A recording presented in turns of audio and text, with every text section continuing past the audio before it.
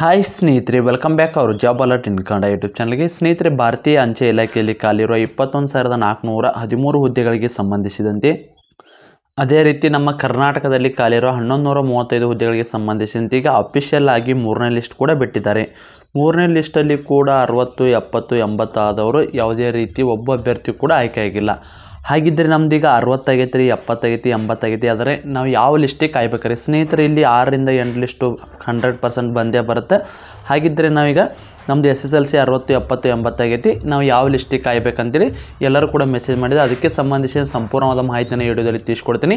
ವಿಡಿಯೋನ ಸ್ಕಿಪ್ ಮಾಡದೆ ಕೊನೆಯವರೆಗೆ ನೋಡಿ. ನೀವೇನಾದರೂ ಮೊದಲ ಬಾರಿಗೆ ನಮ್ಮ ವಿಡಿಯೋ ನೋಡ್ತಿದ್ದರೆ ತಪ್ಪದೇ ಒಂದು ಲೈಕ್ ಮಾಡಿ. ಇದೇ ರೀತಿ ಕಂಟಿನ್ಯೂಸ್ ಅಪ್ಡೇಟಿಗಾಗಿ ನಮ್ಮ ಚಾನಲ್ ಸಬ್ಸ್ಕ್ರೈಬ್ ಮಾಡಿಕೊಳ್ಳಿ. ಸ್ನೇಹಿತರೆ, ಅದೇ ರೀತಿ ಪ್ರತಿನಿತ್ಯದ ಹೊಸ ಅಪ್ಡೇಟಿಗಾಗಿ ನಮ್ಮ ಟೆಲಿಗ್ರಾಮ್ ಮತ್ತು ವಾಟ್ಸಪ್ ಗ್ರೂಪಿಗೆ ಜಾಯ್ನ್ ಆಗಿ. ಟೆಲಿಗ್ರಾಮ್ ಮತ್ತು ವಾಟ್ಸಪ್ ಗ್ರೂಪಿನ ಲಿಂಕ್ ಬಂದು ಡಿಸ್ಕ್ರಿಪ್ಷನ್ ಬಾಕ್ಸಲ್ಲಿ ಇರ್ತದೆ.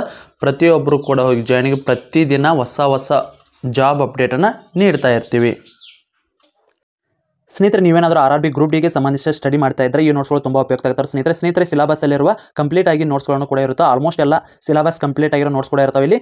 ನಿಮಗೆ ಇಲ್ಲಿ ಸಂಬಂಧಿಸಿದಂತೆ GKಗೆ ಸಂಬಂಧಿಸಿದಂತೆ ನೋಟ್ಸ್ ಸಿಗ್ತಾವೆ. ಅದೇ ರೀತಿಯಲ್ಲಿ ನಿಮಗೆ ಸೈನ್ಸ್ಗೆ ಸಂಬಂಧಿಸಿದ ನೋಟ್ಸ್ ಸಿಗ್ತಾವೆ. ಅದೇ ರೀತಿ ಕರೆಂಟ್ ಅಫೇರ್ಸ್ಗೆ ಸಂಬಂಧಿಸಿದ ನೋಟ್ಸ್ ಸಿಗ್ತಾವೆ. ಅದೇ ರೀತಿಯಲ್ಲಿ ಮ್ಯಾಥ್ಸ್ ಮತ್ತು ರೀಸನಿಂಗ್ಗೆ ಸಂಬಂಧಿಸಿದಂತೆ ಕೈ ಬರೆದ ನೋಟ್ಸ್ ಕೂಡ ಇರ್ತವೆ. ಸ್ನೇಹಿತರೆ, ನೀವು ನೋಟ್ಸ್ ನೋಡ್ಬೋದು. ಈ ರೀತಿ ನೋಟ್ಸ್ ಇರ್ತದೆ. ಪ್ರತಿಯೊಂದು ಇದು ಸೈನ್ಸ್ಗೆ ಸಂಬಂಧಿಸಿದಂತೆ ನೋಟ್ಸ್ ಇರ್ತದೆ. ಇಲ್ಲಿ ನೋಡ್ಬೋದು ಯಾವ ರೀತಿ ಇದೆ. ಎಲ್ಲ ಟಾಪಿಕನ್ನು ಕವರ್ ಮಾಡಿದ ನೋಟ್ಸ್ ಇರ್ತಾವೆ. ಅದೇ ರೀತಿ ಈಗ ಭೌತಶಾಸ್ತ್ರ ಆಗಿರ್ಬೋದು, ಇಲ್ಲಿ ಜೀವಶಾಸ್ತ್ರ ನೋಡಿರ್ಬೋದು. ಅದೇ ರೀತಿ ನಿಮ್ಮದು ರಸಾಯನಶಾಸ್ತ್ರಕ್ಕೆ ಸಂಬಂಧಿಸಿದಂತೆ ಒಟ್ಟು ನೋಟ್ಸ್ಗಳು ಕೂಡ ಸಿಗ್ತಾವೆ. ಕೇವಲ 200 ರೂಪಾಯಿಗಾಗಿ ಈ ನೋಟ್ಸನ್ನು ಕೊಡ್ತಾ ಇದ್ದಾರೆ. ಈ ನೋಟ್ಸಿನ ಬೆಲೆ ಮೊದಲಿಗೆ 999 ನೀಡ್ತಾ ಇದ್ರು. ಸ್ನೇಹಿತರೆ, ಎಲ್ಲ ಸ್ಪರ್ಧಾ ಅಭ್ಯರ್ಥಿಗಳಿಗೆ ಯೂಸ್ ಆಗಲಿ ಅಂತೇಳಿ ಈಗ 300 ರೂಪಾಯಿಗಾಗಿ ನೀಡ್ತಾರೆ. ಅದೇ ರೀತಿ ಈಗ ನಮ್ಮ ಚಾನಲಲ್ಲಿ ವಿಡಿಯೋ ನೋಡಿದ ಸ್ಕ್ರೀನ್ಶಾಟ್ ಏನಾದರೂ ಕಳಿಸಿದರೆ ಕೇವಲ 200 ರೂಪಾಯಿಗಾಗಿ ಈ ನೋಟ್ಸ್ಗಳನ್ನು ನಿಮಗೆ ಕೊಡ್ತಾ ಇದ್ದಾರೆ. ಯಾರಿಗಾದರೂ RRB ಗ್ರೂಪ್ ಡಿಗೆ ಸಂಬಂಧಿಸಿದಂತೆ ನೋಟ್ಸ್ ಬೇಕಾದರೆ ಅದ್ರ ಜೊತೆಗೆ ಓಲ್ಡ್ ಕ್ವಶನ್ ಪೇಪರ್ ಕೂಡ ಕನ್ನಡದಲ್ಲಿರೋ ನೋಟ್ಸ್ ಕೂಡ ಇರುತ್ತೆ ಇವ್ರ ಹತ್ರ. ಯಾರಿಗಾದರೂ ಓಲ್ಡ್ ಕ್ವಶನ್ ಪೇಪರ್ ಮತ್ತು ಸಿಲೆಬಸ್ಸಲ್ಲಿರೋ ನೋಟ್ಸ್ ಏನಾದರೂ ಬೇಕಾಗಿತ್ತು ಕೆಳಗಡೆ ಕಾಣುವ ನಂಬರನ್ನು ಸಂಪರ್ಕಿಸಬಹುದು. 9538151535ಗೆ ನೀವು ವಾಟ್ಸಪ್ ಮುಖಾಂತರ ಇವರನ್ನು ಸಂಪರ್ಕಿಸಿ ಎಲ್ಲ PDF ನೋಟ್ಸ್ಗಳನ್ನು ನಿಮಗೆ ಕಳಿಸ್ತಾರೆ.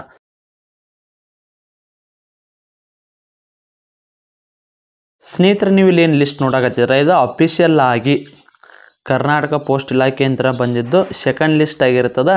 ಸ್ನೇಹಿತರೆ, ಫಸ್ಟ್ನೇ ಲಿಸ್ಟಿಗೆ 1135 ಅಭ್ಯರ್ಥಿಗಳು ಆಯ್ಕೆಯಾಗಿದ್ದರು. ಸೆಕೆಂಡ್ ಲಿಸ್ಟಿಗೆ 600ಕ್ಕಿಂತ ಹೆಚ್ಚಿನ ಅಭ್ಯರ್ಥಿಗಳು ಆಯ್ಕೆಯಾಗಿರ್ತಾರೆ. ಇಲ್ಲಿ ನೀವು ನೋಡ್ತಿರ್ಬೋದು 606 ಅಭ್ಯರ್ಥಿಗಳು 2ನೇ ಲಿಸ್ಟಿಗೆ ಕೂಡ ಆಯ್ಕೆಯಾಗಿದ್ದರು. ಅಂದರೆ ಆಲ್ಮೋಸ್ಟ್ ಎಲ್ಲ 50% ಅಭ್ಯರ್ಥಿಗಳು ಮಾತ್ರ ಈ ಸಾರಿ ಏನು ಫಸ್ಟ್ನೇ ಲಿಸ್ಟಿಗೆ ಆಯ್ಕೆಯಾಗಿದ್ದರು. ಅಂದರೆ ಡಾಕ್ಯುಮೆಂಟ್ಸ್ ವೆರಿಫಿಕೇಷನಲ್ಲಿ ಪಾಸ್ ಆಗಿದ್ದರು. ನೆಕ್ಸ್ಟ್ ಈಗ ಇದು 2ನೇ ಲಿಸ್ಟ್ ಬಿಟ್ಟರೆ 2ನೇ ಲಿಸ್ಟ್ದಾಗ 606 ಅಭ್ಯರ್ಥಿಗಳು ಬಂದಿದ್ದರು. ಇನ್ನು ನೆಕ್ಸ್ಟ್ ಈಗ ಅಫಿಷಿಯಲ್ ಆಗಿ 3ನೇ ಲಿಸ್ಟ್ ಕೂಡ ಬಿಟ್ಟಿದ್ದಾರೆ. 3ನೇ ಲಿಸ್ಟಲ್ಲಿ ಕೂಡ 331 ಅಭ್ಯರ್ಥಿಗಳು ಮಾತ್ರ ಆಯ್ಕೆಯಾಗಿದ್ದಾರೆ. ಅಂದರೆ ಇಲ್ಲಿ ಪ್ರತಿ ಸಾರಿ ಏನು ಲಿಸ್ಟ್ ಬಿಡ್ತಾರೆ, ಪ್ರತಿ ಸಾರಿ ಲಿಸ್ಟ್ ಬಿಟ್ಟಾಗ 50% ಅಭ್ಯರ್ಥಿಗಳು ಎಂಟ್ರಿ ಆಗತ್ತಾರೆ ಒಳಗೆ, ಇನ್ನು 50% ಅಭ್ಯರ್ಥಿಗಳು ಹೊರಗೆ ಬರಾಕತ್ತಾರೆ. ಅಂದರೆ ಡಾಕ್ಯುಮೆಂಟ್ಸ್ ವೆರಿಫಿಕೇಷನಲ್ಲಿ ಸಾಕಷ್ಟು ಅಭ್ಯರ್ಥಿಗಳು ಫೇಲ್ ಆಗ್ತಾರೆ. ಅದಕ್ಕಾಗಿ ಒಂದಿಷ್ಟು ಅಭ್ಯರ್ಥಿಗಳು ಎಂಟ್ರಿ ಆದರೆ ಇನ್ನೊಂದಿಷ್ಟು ಅಭ್ಯರ್ಥಿಗಳು ಎಕ್ಸಿಟ್ ಆಗ್ತಾರೆ. ಇದನ್ನೆಲ್ಲ ಯಾಕೆ ಹೇಳಕತ್ತೀನಪ್ಪ ಅಂದರೆ ಒಂದು ಸಾರಿ ಇಲ್ಲಿ ನೋಡ್ಕೊಂಬಿಡ್ರಿ, ಪರ್ಸಂಟೇಜನ್ನು ನೋಡ್ಕೊರಿ. ನಿಮಗೆ ಬೇಕಾಗಿದ್ದು ಪರ್ಸಂಟೇಜ್ ಅಲ್ಲ, ಅದ್ರ ಸ್ವಲ್ಪ ಬೇಸಿಕ್ ನಾಲೆಜನ್ನು ಕೊಟ್ಟು ಮುಂದಿನ ಹೇಳ್ಬೇಕಂತ ಹೇಳಕತ್ತೀವ್ರಿ. ಇಲ್ಲಿ ಬಾಗಲಕೋಟೆ ಅಭ್ಯರ್ಥಿಗಳಿಗೆ ನೋಡ್ಕೊಂಬಿಡ್ರಿ. ಬಾಗಲಕೋಟೆಗೆ ಯಾರೆಲ್ಲ ಅರ್ಜಿ ಸಲ್ಲಿಸಿರಿ ಎಲ್ಲವೂ ಕೂಡ 98 ಮೇಲೆ ಇರ್ತದೆ. ಆಲ್ಮೋಸ್ಟ್ ಎಲ್ಲ ಇಡೀ ಏನು ಪೋಸ್ಟ್ ಇಲಾಖೆಗೆ ಸಂಬಂಧಿಸಿದಂತೆ ಹೈಯೆಸ್ಟ್ ಕಟ್ ಆಫ್ ನಿಲ್ಲೋದು ಬಾಗಲಕೋಟೆಗೆ ರೀ. ಪ್ರತಿ ಸಾರಿ ನೋಡ್ರಿ ಒಮ್ಮೆಂದೇ 99% ಆದ ಅಭ್ಯರ್ಥಿಗಳು ಕೂಡ ಆಯ್ಕೆ ಆಗಿಲ್ಲ ಲಾಸ್ಟ್ ಟೈಮ್. ಈ ಸಾರಿ ಆಯ್ಕೆ ಆಗ್ಯಾರ, ಬಟ್ ಒಂದಿಷ್ಟು ಅಭ್ಯರ್ಥಿಗಳು ಹೊರಗೆ ಬಿದ್ದಾರೆ. ಅದಕ್ಕಾಗಿ ಇಲ್ಲಿ ಹೈಯೆಸ್ಟ್ ಕಟ್ ಆಫ್ ನಿಲ್ಲೋದು ಬಾಗಲಕೋಟೆಗೆ ನೀವೇನಾದರೂ 60, 70, 80 ಅಭ್ಯರ್ಥಿಗಳು ಅರ್ಜಿ ಸಲ್ಲಿಸಿದರೆ ಈ ಹುದ್ದೆಗಳಿಗೆ ಸಂಬಂಧಿಸಿದಂತೆ ನಿಮ್ಮ ತಲೆಗಿಂತ ಈ ಹುದ್ದೆಯನ್ನು ಡಿಲೀಟ್ ಮಾಡ್ಕೊಂಬಿಡ್ರಿ. ಪ್ರತಿಯೊಂದು ಡಿಸ್ಟಿಕ್ಗೆ ಸಂಬಂಧಿಸಿದಂತೆ ತಿಳಿಸ್ಕೊಡ್ತೀವಿ. ಆದರೂ ಕೂಡ ಹೇಳಿದೆ ನಿಮಗೆ ಇನ್ನೊಂದು ಸಾರಿ ನೋಡಿರಿ. ಇಷ್ಟೆಲ್ಲ ಕಟ್ ಆಫ್ ನಿಂತಿದೆ 98, 97, 96, 95 ಈ ರೀತಿ ನಿಂತಿದೆ.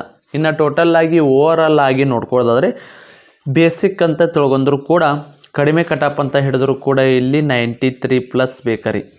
ಈಗ 3ನೇ ಲಿಸ್ಟಿಗೆ ಬಂದಿದ್ರು ನೋಡ್ಕೊಂಡ್ರೆ 93+ ಇದ್ದವ್ರು ಮಾತ್ರ ಆಯ್ಕೆ ಆಗಿದ್ದಾರೆ. ಒಂದು ಕಡೆ 93.9 ಏನಂದ್ರೆ ಆಲ್ಮೋಸ್ಟ್ ಎಲ್ಲ 94 ಆದವ್ರು ಕೂಡ ಸೆಲೆಕ್ಟ್ ಆಗಿದ್ದಾರೆ. ಇನ್ನು ನೆಕ್ಸ್ಟ್ ಲಿಸ್ಟ್ ಬಿಟ್ಟರೆ ಕೂಡ ಅಂದ್ರೆ 4ನೇ ಲಿಸ್ಟ್ ಬಿಡ್ತಾರೆ, 5, 6 ಬಿಡ್ತಾರೆ.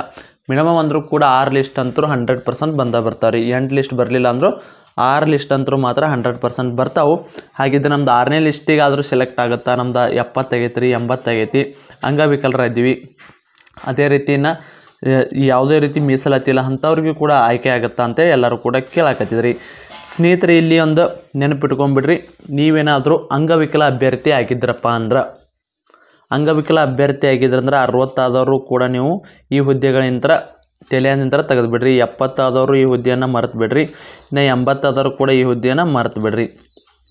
ಇನ್ನು ಅದೇ ರೀತಿ 88 ಅಥವಾ 89 ಪ್ಲಸ್ ಆದವರಿಗೆ ಸ್ವಲ್ಪ ಚಾನ್ಸ್ ಐತ್ರಿ. ಯಾವುದಿದು ಅಂಗವಿಕಲ ಅಭ್ಯರ್ಥಿಗಳಿಗೆ 88, 89 ಈ ರೀತಿ ಸ್ಕೋರ್, ಇದಕ್ಕಿಂತ ಜಾಸ್ತಿ ಸ್ಕೋರ್ ಆಗಿತ್ತಂದ್ರೆ ನಿಮ್ಗೆ ಈ ಹುದ್ದೆಗಳಿಗೆ ಸಂಬಂಧಿಸಿ ನೀವು ಯಾವುದೇ ಜಿಲ್ಲೆಗೆ ಅರ್ಜಿ ಸಲ್ಲಿಸ್ರಿ, ಇನ್ನು ನಿಮ್ಗೆ ಚಾನ್ಸ್ ಐತಿ. ಎಷ್ಟು ಪರ್ಸೆಂಟ್ ಐತಿ? 99% ಚಾನ್ಸ್ ಐತಿ. 100% ಅಲ್ಲ, 99% ಐತಿ. ಯಾಕಪ್ಪ ಅಂದ್ರೆ ಈಗ ಬಂದಿರೋದು ಕೇವಲ 3 ಲಿಸ್ಟು. ಇನ್ನು ಕಡಿಮೆ ಅಂದರೂ ಕೂಡ 3 ಲಿಸ್ಟ್ 100% ಬರ್ತಾವೆ. 8 ಲಿಸ್ಟ್ ಬಿಡಲಿಲ್ಲ ಅಂದ್ರೆ 6 ಲಿಸ್ಟ್ ಪಕ್ಕ ಬಿಡ್ತಾರೆ. ಅದಕ್ಕಾಗಿ ನೀವೇನಾದ್ರೂ ಅಂಗವಿಕಲ ಅಭ್ಯರ್ಥಿ ಆಗಿದ್ರಂದ್ರೆ ಇಂಥ ಅಭ್ಯರ್ಥಿಗಳು ಮಾತ್ರ ನಿಮ್ದು ಎಷ್ಟು ಆಲ್ಮೋಸ್ಟ್ ಎಲ್ಲ 85 ಅಂತ ತೊಗೊಂಬಿಡ್ರಿ. 85 ಪ್ಲಸ್ ಆದವ್ರು ಮಾತ್ರ ಈ ಹುದ್ದೆಗಳ ಮೇಲೆ ನಿರೀಕ್ಷೆನೇ ಇಡ್ರಿ. ಉಳಿದ ಅಭ್ಯರ್ಥಿಗಳು ಯಾರು ಕೂಡ ನಿರೀಕ್ಷೆನೇ ಇಡಕ್ಕೆ ಹೋಗ್ಬೇಡ್ರಿ. ಇದು ಅಂಗವಿಕಲ ಅಭ್ಯರ್ಥಿದು. ಇನ್ನು ಅದೇ ರೀತಿ ನೆಕ್ಸ್ಟ್ ರೀ, ಯಾವುದೇ ರೀತಿ ಅಂಗವಿಕಲ ಅಭ್ಯರ್ಥಿಲ್ಲ ನಾವು ಡೈರೆಕ್ಟ್ ಸೆಲೆಕ್ಷನ್ ಆಗ್ಬೇಕು ಅನ್ನಕತ್ತೀವಿ ರೀ. ಅಂಥ ಅಭ್ಯರ್ಥಿಗಳಿಗೆ ಎಷ್ಟು ಸ್ಕೋರ್ ಇದ್ರೆ ನಾವಿಲ್ಲಿ ಆಯ್ಕೆ ಆಗ್ಬೋದು. ಸ್ನೇಹಿತರೆ ನಿಮ್ಮದು 60 ಆಗಿತ್ತಂದ್ರೆ ನಿಮ್ಮದು ಮೈಂಡ್ನಾಗಿತ್ತು ಡಿಲೀಟ್ ಮಾಡಿರಿ. 70 ಆಗಿತ್ತಂದ್ರೆ ಡಿಲೀಟ್ ಮಾಡಿರಿ. 80 ಆಗಿತ್ತು ಡಿಲೀಟ್ ಮಾಡಿರಿ. ಅಷ್ಟೇ ಅಲ್ಲ, 90 ಆದವರು ಕೂಡ ಇದನ್ನು ಈ ಹುದ್ದೆಯನ್ನು ಮೈಂಡ್ನಾಗಿತ್ತು ಡಿಲೀಟ್ ಮಾಡಿಬಿಡ್ರಿ. ಯಾಕಪ್ಪ ಅಂದರೆ ಈ ಸಾರಿ ಸಾಕಷ್ಟು ಕೊರೋನಾ ಅಭ್ಯರ್ಥಿಗಳು ಬಂದರೆ, ಅದೇ ರೀತಿ KPTCLದು ಪ್ರೊಸೆಸ್ ಕೂಡ ಜಲ್ದಿ ಮುಗಿಯಾಕತ್ತಿಲ್ಲ ರೀ. ಇದು ಜಲ್ದಿ ಮುಗಿತಪ್ಪ ಅಂದ್ರೆ ನಿಮ್ಮದು ಒಂದು ವೇಳೆ ನೀವು ಇಲ್ಲಿ 85, 80ವರೆಗೂ ಕೂಡ ಆಯ್ಕೆ ಆಗೋ ಸಾಧ್ಯತೆ ಐತೆ. ಯಾಕಂದ್ರೆ 3000 ಅಭ್ಯರ್ಥಿಗಳು ಅಲ್ಲಿ ಹೋದ್ರೆ ನಿಮಗೆ ಇಲ್ಲಿ ಸಾಕಷ್ಟು ಹುದ್ದೆಗಳು ಖಾಲಿ ಉಳಿತಿದ್ವು. ಅದು ಕೂಡ ನಿಮ್ಮದು 1:1 ಲಿಸ್ಟ್ ಬರ್ಬೇಕಪ್ಪ ಅಂದ್ರೆ ನೀವು ನೆಕ್ಸ್ಟ್ ರಿಕ್ವೈರ್ಮೆಂಟಿಗೆ ಅನ್ನುವಷ್ಟ್ರಾಗ ಬರ್ತೈತೆ ರೀ ಅದೀಗ. ಯಾಕಂದರೆ ಈಗಿನ ಫಿಸಿಕಲ್ ಕೂಡ ಮಾಡಕತ್ತಿಲ್ಲವ್ರು, ಈಗ ಸಣ್ಣಗೆ ಫಿಸಿಕಲ್ ಮಾಡಕತ್ತಾರೆ. ಫಿಸಿಕಲ್ ಆದಮೇಲೆ ಮತ್ತೆ 1:1 ಡಾಕ್ಯುಮೆಂಟ್ಸ್ ಮತ್ತೆ ಮಾಡ್ತಾರೆ. ಇದೆಲ್ಲ ಪ್ರೊಸೆಸ್ ಮುಗಿಬೇಕಂದ್ರೆ ಅವ್ರದ್ದು ಕೂಡ ಇಲ್ಲಿ ಜನವರಿ ದಾಟ್ತದೆ ರೀ. ಅವ್ರು ಜಾಯ್ನಿಂಗ್ ಆಗ್ಬೇಕಂದ್ರೆ ಹತ್ತತ್ರ ಜನವರಿ ಮಟ್ಟ ಹೋಗ್ತದೆ. ಅದಕ್ಕಾಗಿ ಅಷ್ಟರಲ್ಲೇ ನಿಮ್ಮದು ಮತ್ತೆ ಹೊಸ ನೋಟಿಫಿಕೇಷನ್ ಆಗಿಬಿಡ್ತದೆ ರೀ. ಈ ಪೋಸ್ಟ್ ಆಫೀಸು ಪ್ರತಿ ವರ್ಷ ಆಗುತ್ತೆ. 8 ತಿಂಗಳು ಅಥವಾ 10 ತಿಂಗಳ ಒಳಗಡೆಯಾಗಿ ಪ್ರತಿ ವರ್ಷ ಹೊಸ ನೇಮಕಾತಿ ಹಾಕವ್ರಿ.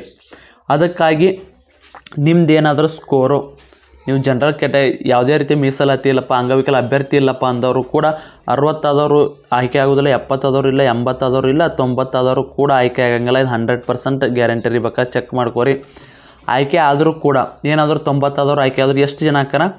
100 ಅಭ್ಯರ್ಥಿ ಒಳಗೆ ಒಬ್ಬ ಅಭ್ಯರ್ಥಿ ಆಗಿರ್ತಾನೆ ರೀ. ಅದಕ್ಕಾಗಿ ಈ ಸಾರಿ ಸ್ವಲ್ಪ ಇದು KPTCLದು ಏನಾದರೂ ಪ್ರೊಸೆಸ್ ಜಲ್ದಿ ಆಗಿತ್ತಪ್ಪ ಅಂದ್ರೆ ನಿಮ್ಗೆ 80-85ವರೆಗೂ ಕೂಡ ಚಾನ್ಸ್ ಸಿಗ್ತಿತ್ತು ರೀ. ಪರ್ಸೆಂಟೇಜ್ ಆದವ್ರಿಗೆ ಅವ್ರದ್ದು ಇದು ಪ್ರೊಸೆಸ್ ಸ್ಲೋ ಆದ ಕಾರಣಕ್ಕಾಗಿ ಈ ಸಾರಿ ನಿಮ್ಮದು ಚಾನ್ಸ್ ಸಿಗೋದು ಕೂಡ ತುಂಬ ಡೌಟ್ ಆಗಿರ್ತದೆ. ಅದಕ್ಕಾಗಿ ನಿಮ್ಮದು 85-90 ಆದವರು ಕೂಡ ಬೇರೆ ಹುದ್ದೆಗಳಿಗೆ ಟ್ರೈ ಮಾಡಿರಿ. 60 ಆದವರು ಬೇರೆ ಪೊಲೀಸ್ ಕಾನ್ಸ್ಟೇಬಲ್, PC, PSI 60, 70, 80, 85, 90 ಮಟ್ಟ ಪ್ರತಿಯೊಬ್ಬರಿಗೆ ಹೇಳಕತ್ತೇನೆ ರೀ. ಪುರುಷ ಅಭ್ಯರ್ಥಿ, ಮಹಿಳಾ ಅಭ್ಯರ್ಥಿ ಅನ್ನೋದು ಬೇರೆ ಹುದ್ದೆಗಳಿಗೆ ಸಂಬಂಧಿಸಿ ಸ್ಟಡಿ ಮಾಡಿರಿ. ಇದನ್ನು ನಂಬ್ಕೊಂಡು ಕುಂದ್ರಕ್ಕೆ ಹೋಗಬೇಡ್ರಿ. ಯಾಕಪ್ಪ ಅಂದ್ರೆ ನೀವು ನಿರೀಕ್ಷೆಯನ್ನು ಇಟ್ಟುಕೊಂಡು ಏನಾದರೂ ಆ ನಿರೀಕ್ಷೆ ಸಕ್ಸಸ್ ಆಗಲಿಲ್ಲಪ್ಪ ಅಂದ್ರೆ ಮನಸ್ಸಿಗೆ ತುಂಬ ಬೇಜಾರಾಗ್ತದೆ. ಅದಕ್ಕಾಗಿ ಯಾವರೇ ಇರಲಿ, ನೀವು ಯಾವುದೇ ಅಭ್ಯರ್ಥಿ ಇದ್ದರೂ ಕೂಡ ನಾ ಹೇಳಿದ್ನೆಲ್ಲ ಸ್ಕೋರು 80ಕ್ಕಿಂತ ಕಡಿಮೆ ಇತ್ತಪ್ಪ ಅಂದರೆ 90ಕ್ಕಿಂತ ಕಡಿಮೆ ಇತ್ತಪ್ಪ ಅಂದರೆ ನಿಮ್ಮ ಸ್ಕೋರು ಯಾರೂ ಕೂಡ ಈ ಹುದ್ದೆಗಳಿಗೆ ಸಂಬಂಧಿಸಿದಂತೆ ನಿರೀಕ್ಷೆಯನ್ನು ಇಟ್ಕೋಕ್ಕೆ ಹೋಗಬೇಡ್ರಿ. ನಿಮ್ಮದು ಕೂಡ ಹೇಳ್ತೀವಿ ಇಲ್ಲಿ 100% ಆಗಂಗಿಲ್ಲ ರೀ ಈ ಸಾರಿ.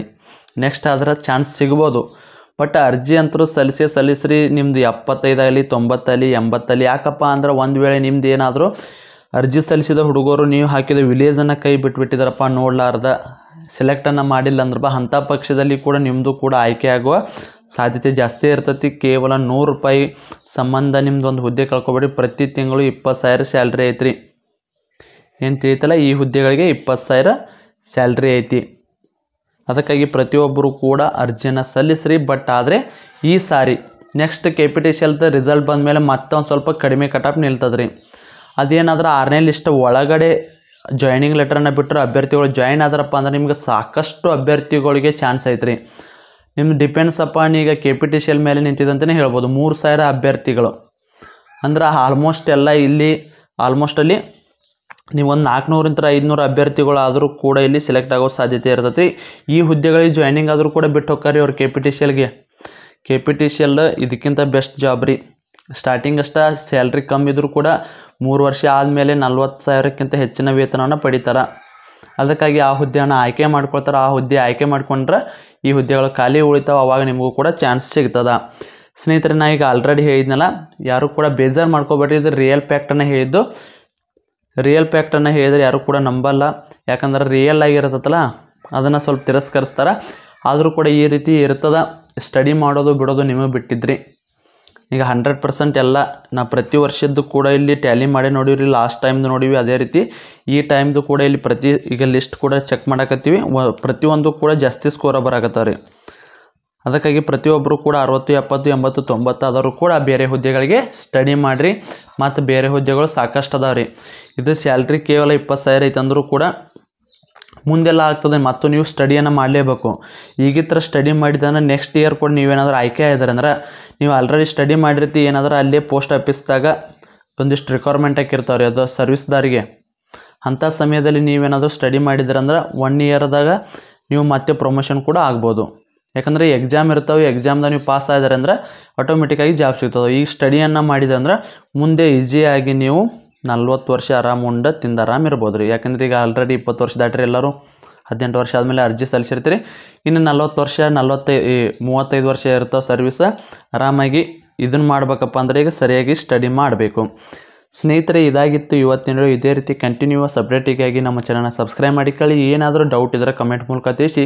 ಮತ್ತೆ ಮುಂದಿನ ವಿಡಿಯೋದಲ್ಲಿ ಸಿಗೋಣ. ಶುಭ ದಿನ.